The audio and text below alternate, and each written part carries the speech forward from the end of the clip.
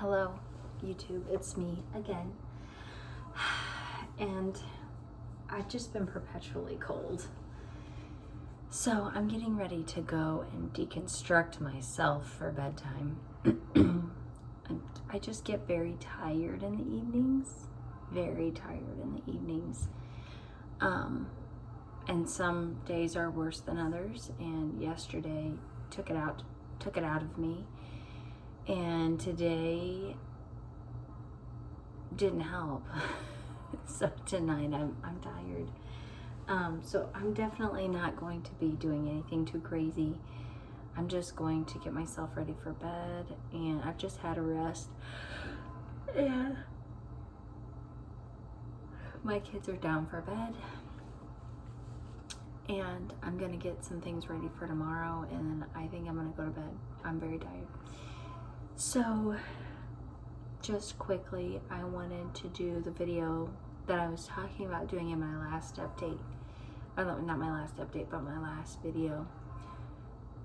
And I have been trying to practice what I preach and just really fix my eyes on Jesus and stop trying to fix my eyes on other things. And I really think I'm gonna have to take a break from social media.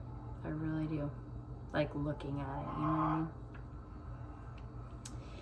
So I was just gonna kind of do like a quick, I guess like an overall, like a recap of 2026 thus far for me. And it's a little bit wild because it's only like February 4th or 5th or something. Like it's not like it's really been a lot of time. New Year's Eve or New Year's Day, I mean, it was like that crossover point. But, well, actually, rewind, before that. So Christmas Eve, I found out that I was pregnant. New Year's Day, I guess we'll say, I lost my dog of 12 years. I mean, that was within a week, that was just like, just a wild emotional roller coaster of two things very much at the opposite ends of the spectrum. And trying to grasp my life without my dog after 12 years has been a little bit difficult. The fact that someone or something was so heavily ingrained in our lives, and that's mine and my husband's and my children, and I'm gonna have a child that never met my dog. My dog never met this child. It's like a whole part of me that is so massive and major, and she's just not going to be a part of it.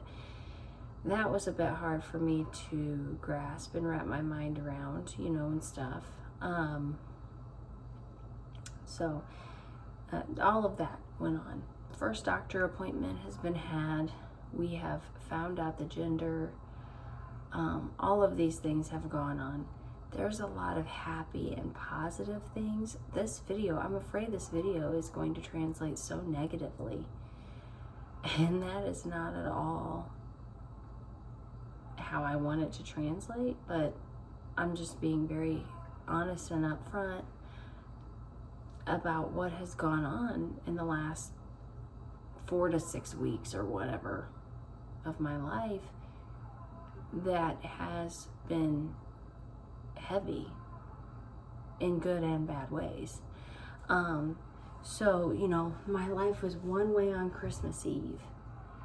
And now, February, whatever it is, early February, I don't have a dog.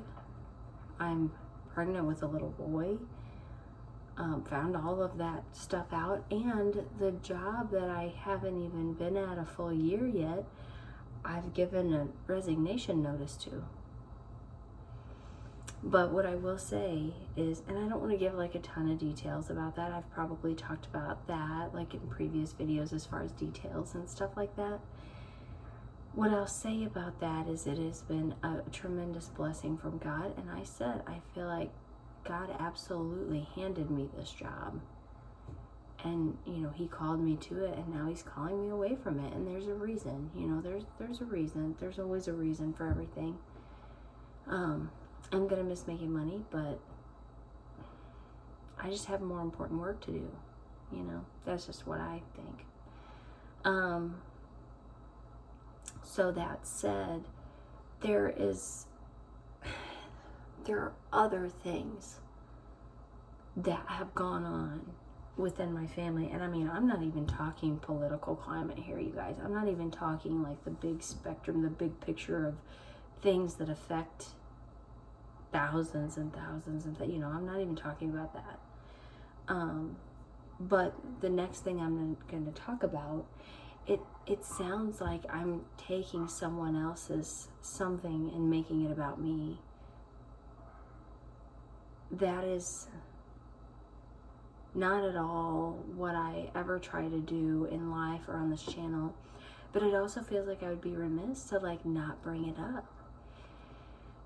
Because when things go on in my family, it affects me. Like when things go on with the people that I love and care about, it weighs heavy on me.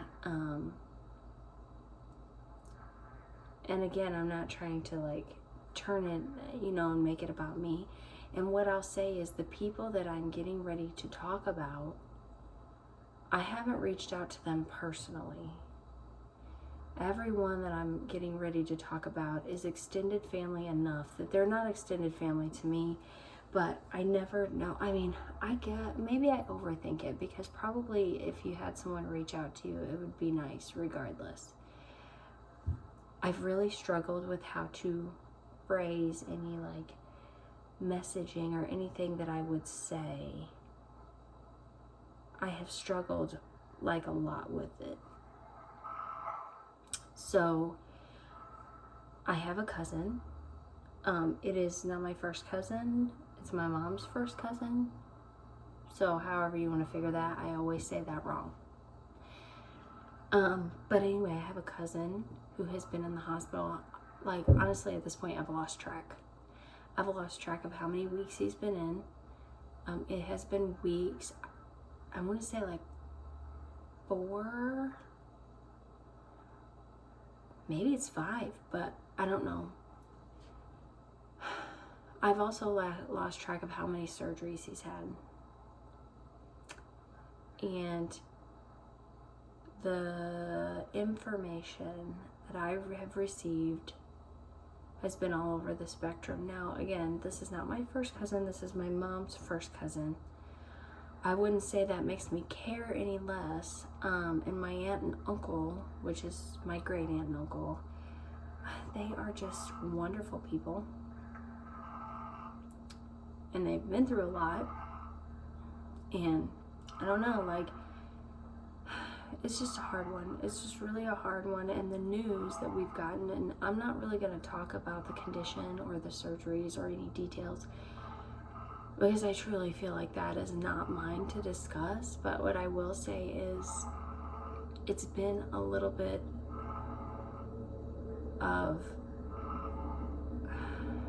it's been difficult, because I've been grieving my dog, and I have that, but I have this whole other aspect of something that's supposed to be big and happy and exciting. And every day I'm checking Facebook and I'm getting a hold of my mom to see if there are any updates, or my mom or my grandma are calling me and keeping me updated. The day that we found out the gender of this baby,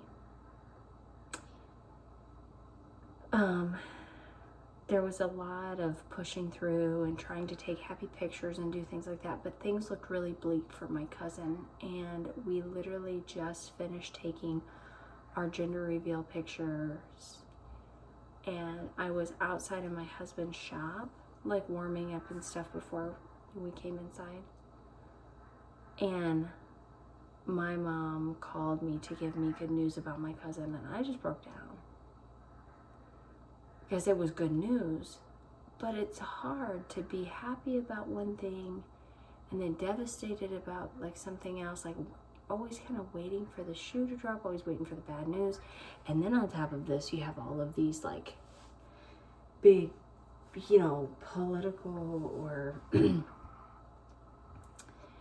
don't even know what you would call it at this point, but all these other big things, right, that have gone on that's also unknowns, and what's the future look like, and oh my gosh, I'm gonna have a baby, and so those kind of things. Here's the thing, my cousin is the youngest of everybody I'm getting ready to talk about. It has been the biggest roller coaster. He's younger, he's got young kids, and so in that way it makes it the most upsetting and tragic and everything else, like even for his mom and dad and everything for everybody else. But here's the thing, that's not all. I have another aunt that got the flu. She got dizzy, falls down, hits her head, goes to the ER. They want to keep her. She refuses treatment, goes home. Couple days later, she's home, still sick, not doing well. She calls the ambulance on her husband, and he goes to the ER. And I haven't heard anything for a few days on that one. I don't know if my uncle is still in the ER or the hospital. I don't really know. I haven't had an update on that one. And that was like kind of stretched out over a span of time of maybe like a week or something. So first my aunt falls, and then later in that week, my uncle's in the ER. Well, somewhere in the middle of all of that, I had my daughter at physical therapy, and I got on Facebook to check on any updates on my cousin, and my cousin on the opposite side of my family put a post on there. And that morning, my dad's aunt, so, there again, my great aunt, but my dad's aunt had fallen and hit her head, and she had a brain bleed, and she was in emergency surgery. Oh my gosh. I mean, and yeah, both of my aunts are older women, for sure they're older, but it's still it just feels like a lot, it just feels like a lot of things happening, a lot of waiting for updates and news on people that you love and care about, and it's difficult and it's upsetting, and so it's been like emotional and trying sitting with that kind of stuff. You're sitting with like huge major life changes to try to adjust to all of it and prepare for a new baby and prepare for a new gender you haven't had before, right? So like the things I think about I feel like I think about like all the normal stuff, but on top of that, I'm like, we are like max capacity at this point, not only fitting like a third person in here, but like, okay, I have to clear a space to make room for boys' toys on top of the girls' toys. I have to make room for another dresser. I have to make room for, like we can accommodate the sleep thing and babies, you stick them in a bassinet, but eventually it becomes an issue. But right now I'm not thinking about that. But I'm thinking about these other things, like making room for boys' toys, and okay, I gotta make room for a dresser, and I have to make sure all of these things are taken care of. So there's good, there's bad, and there's in the middle. And sometimes I selfishly feel like, and even say like, why can I just never have a thing? Why can it just never be a happy time? When I had my oldest daughter, my grandpa was in terrible shape. My grandpa was really bad. We were grieving before he was even gone. It was very difficult, and what are we gonna do? And what are we gonna do with grandma? Not do with her, but how do we support her the best? How do we take care of her the best? And what's gonna happen when he passes away? And how is she gonna live on our own, you know, all those kind of things. And he did pass away when my daughter was 3 months old. And it was my grandma learning to live on her own for the first time ever and take care of everything on her own, and us trying to help her. And I kept sitting here and going, something's wrong with grandma. Hey everybody, what are we gonna do? Hey, look over here, something's not right. And of course she wasn't going to the doctor or anything, and my daughter was 1.5 years old, and this is a very short version of the story, but we discovered she had stage 4 cancer, and everything that comes after that, all the doctor's appointments and waiting for surgery, and then surgery and recovery, and it was just like crazy. My dad had an accident in there, and just all of that. And then it felt like things were dying down, and then I got pregnant with my we also had COVID in there, let's not forget, the thing that turned the earth up on its ear. And then whenever I got pregnant with my second daughter, it was like, oh, breathe a sigh of relief. My in-laws had a bunch of medical things go on, just unrest, constant worry, constant, oh my gosh, what's going to happen? So there was that, and now here we are. And it's just kind of crazy. I'm grateful that God gives you positive things to be excited about, even in the midst of really terrible things. Because if I didn't have this, if we as a family didn't have this, it would all just be ugly. And even when I posted it, my cousin's wife said, thank you so much for sharing this. I haven't even responded to the comments on that because